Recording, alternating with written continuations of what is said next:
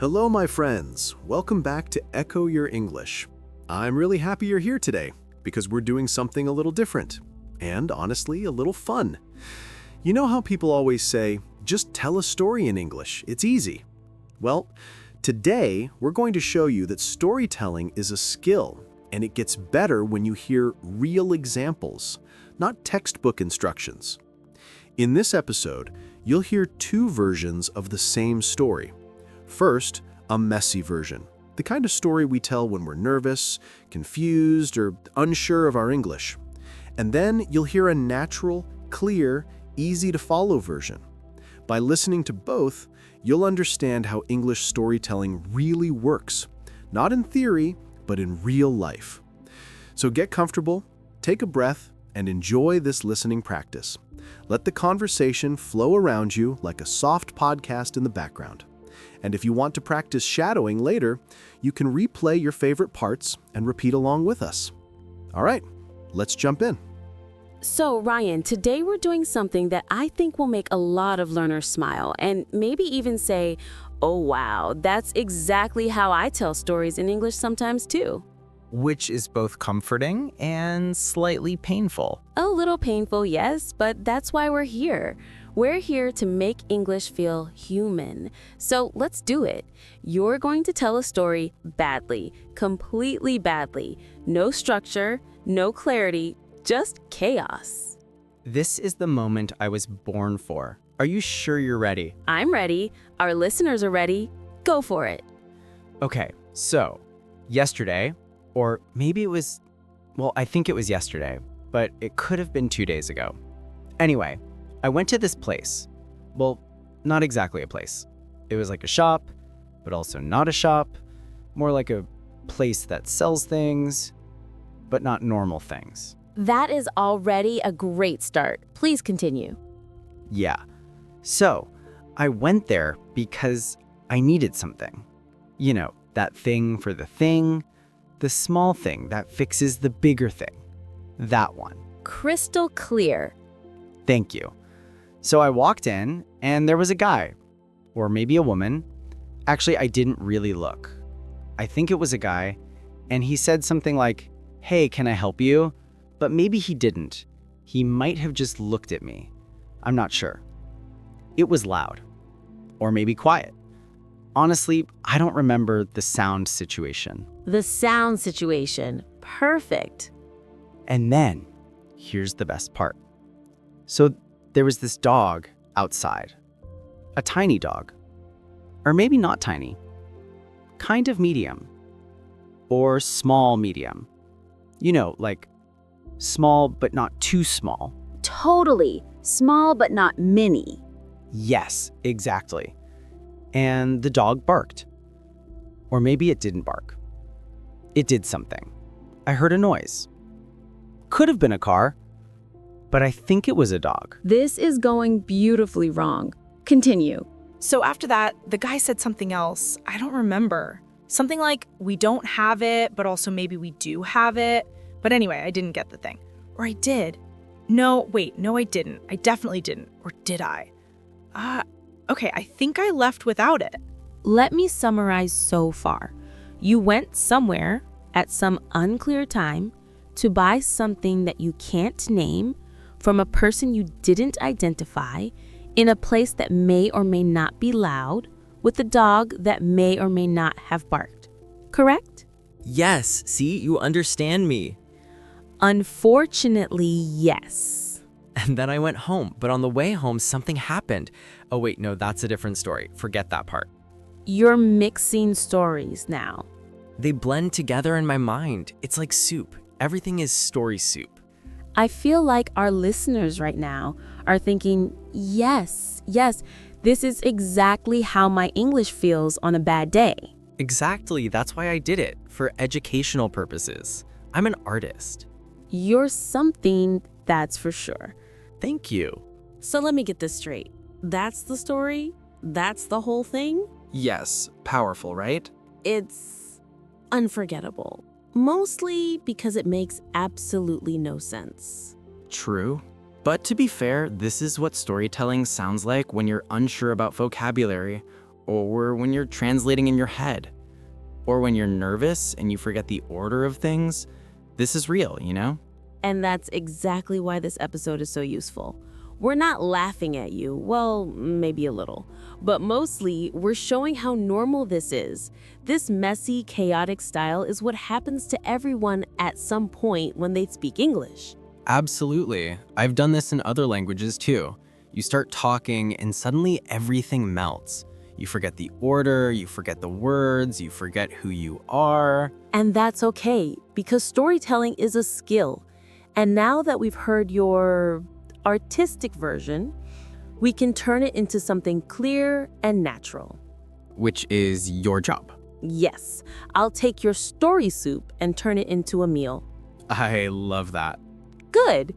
So in part 2, I'm going to retell Ryan's story in a calm, simple, natural English way, the way you might tell it to a friend in real life. And while you listen, pay attention to the structure, the order of events, and the clear descriptions.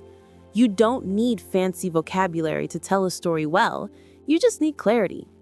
And maybe knowing what actually happened. That too.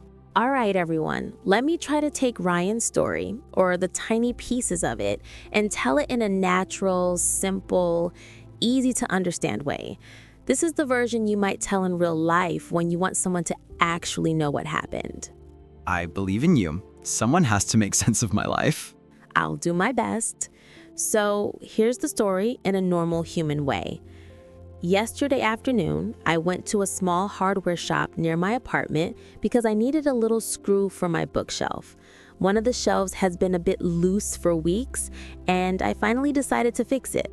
The shop is usually quiet, and it's one of those places where they have everything, but you have to ask because nothing is organized. Oh, wow. See, that's already better. I didn't even know what my story was about until now. Exactly. So I walked in, and there was an older man behind the counter. He looked up at me and smiled. I said, "Hi, I'm looking for a small screw for a shelf," and I showed him the old one I had brought with me. He nodded and disappeared into the back room. I love how in your version, the guy is definitely a man, and mine, he was like a blur. Yes, in your version, he was a mystery figure from another dimension. Anyway, while I was waiting, I heard a dog barking outside. It was a tiny dog, you know, those little fluffy ones that sound much bigger than they are. It barked twice, very sharply, and then went quiet. I think the owner was talking to it. That part I actually got almost right. Almost. So after a moment, the shop owner came back and said, "I'm sorry, we actually don't have this size right now." He showed me a few similar ones, but none of them matched.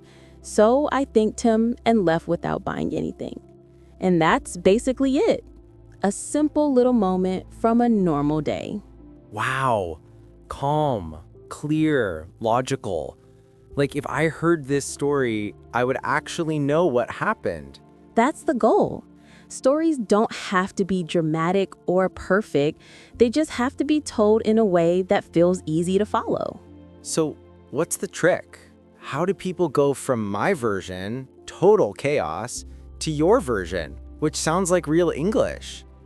Honestly, the biggest trick is structure. You don't need advanced vocabulary, you just need a simple order. And it usually goes like this, very naturally. When it happened, where you were, why you were there, what happened, and how it ended. That's it. Most stories follow that pattern without thinking about it. And mine was like, I existed somewhere in the universe, maybe, and then everything became blurry. Exactly. And that's totally normal when you're still learning English. When you don't have words ready, your brain jumps around. You start in the middle, then move to the end, then go backwards, then start again.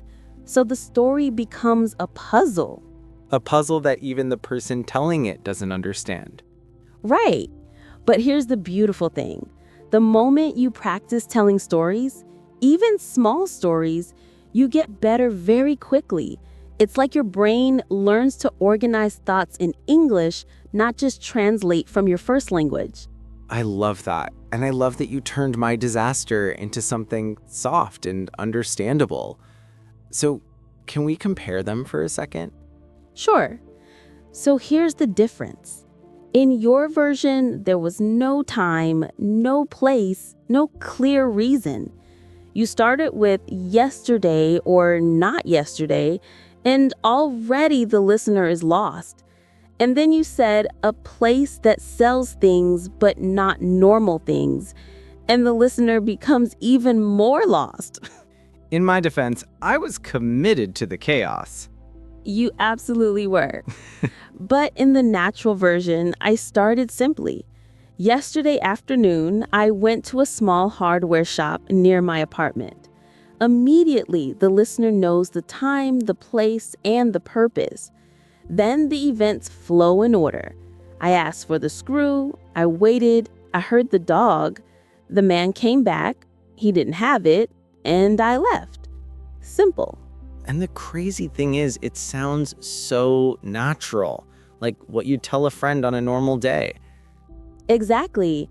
And that's what makes English storytelling beautiful.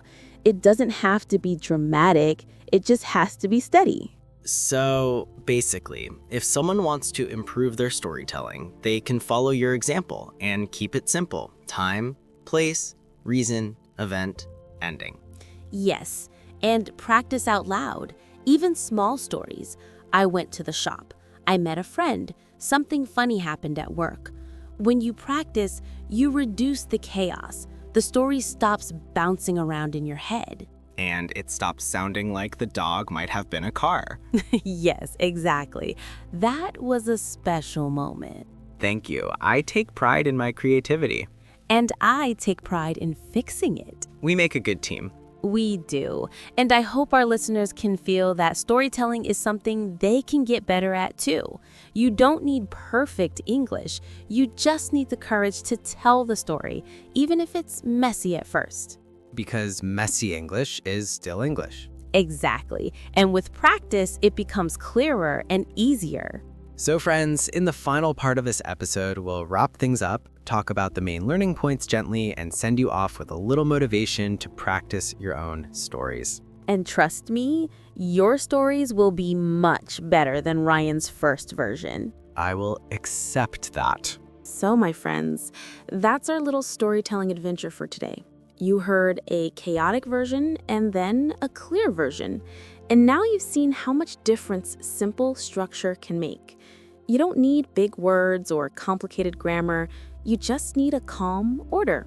Time, place, purpose, event, ending. That's enough. And seriously, don't worry if your stories sound like mine sometimes. It happens to everyone. The more you practice, the more natural it becomes. And honestly, it's kind of charming. It is. And remember, you learn stories by telling them. So today, try to tell a small story in English.